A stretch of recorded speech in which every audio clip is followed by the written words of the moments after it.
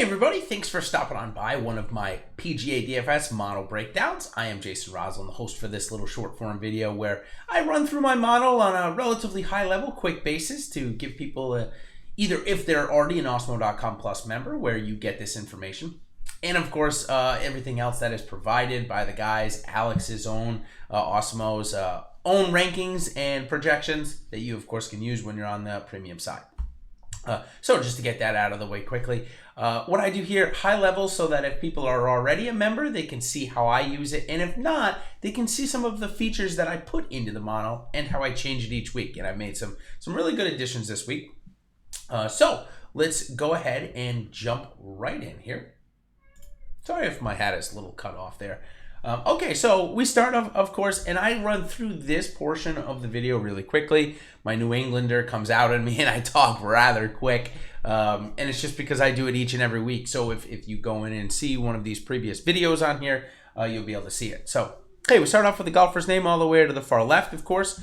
Run to official world golf ranking. Model rank. MYOM is make your own model rank, the difference between the two. Then we get some odds and salary information. Then we put in ownership. My ownership is here. When Osmo releases theirs, I put it right next to it.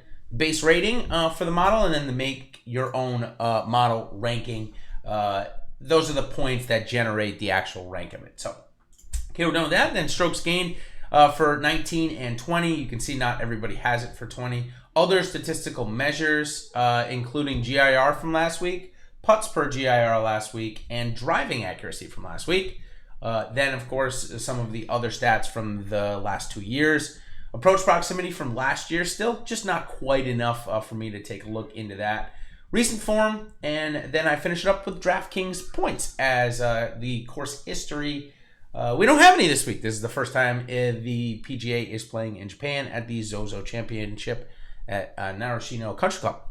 All right, one of the first changes that I've made here is to the strokes gained database and weekly cheat sheet. Of course, you can click in this column right here, find your guy. Let's say it's Tommy Fleetwood, and his strokes gained information is going to populate over here to the right hand side.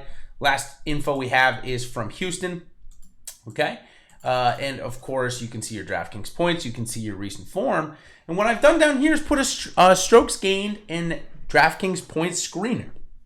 It's pretty simple. What I'm looking for is just guys that are scoring DraftKings points. So as you can see, since the Wyndham number of starts, Spieth has 4. And 75% of them, he got over 75 points. Then when we go down here, I'm looking to see what they're doing well, why they're scoring those points. Looks like putting, obviously, for Jordan Spieth. Looks like he's gained over a half of stroke 4 times out of his last 5 starts. Sadly, none in the other ones. As we move on to our next one, our next little change that we did is... Sorry about that, just getting my spot here, is the DraftKings database and model. So, as you guys know, each portion of my model is generated from all of these sheets. Of course, if this is your first time viewing a video, I'll go across each one. Each individual category will have its own sheet, so you can come in and see how many points they're getting for their odds, how many points they're getting for their official World Golf Ranking, stats, so on and so forth. Okay, I'll go to approach proximity after DraftKings points and database model. So what I've done here is I've taken all of the DraftKings points information that I have, and I've created a bigger screener. So if you want to take a look at the field as a whole rather than individual players that you can get in this screener here, you want to look at the field as a whole, you go like this. Obviously, you can sort by anything you want here, and now you can see how many times each player has scored over 75 points in their respected times that they've started since the military tribute, since the Valero, and then since the Wyndham. So I actually flipped these two. Valero should be on this side and Wyndham should be on that side. I apologize, but attention to detail maybe that I just overlooked and probably shouldn't have. And then what I've done is I've put in all of their starts and where they've scored and when they've missed, and so on and so forth, over on the right-hand side, all the way up to Valero. As time marches on, I'll put in a couple of more, but this is what I got in for this week. Always like to add things.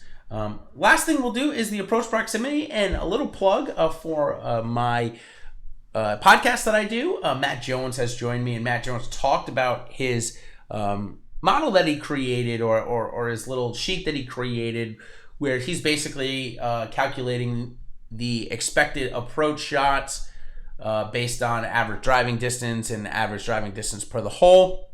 And so what we're looking for here is, this is the chart, and you can find the info on Matt Jones's Twitter at MattJonesDFR. He's got the full sheet there for you.